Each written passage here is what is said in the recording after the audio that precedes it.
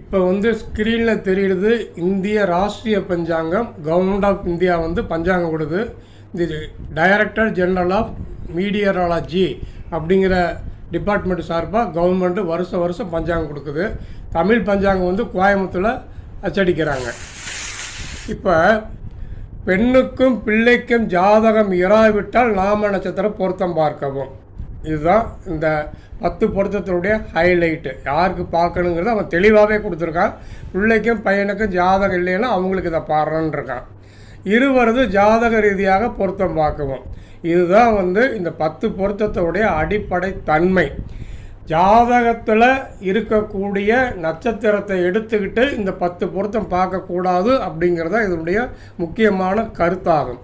இதனால் சமுதாயம் இன்றைக்கி மிகப்பெரிய அளவில் சீர்குலைஞ்சி போயிருக்கு. இந்த 10 பொருத்தத்தை நம்பி கல்யாணம் பண்ணும் பூரா கோர்ட்லேயும் கருதரிப்பு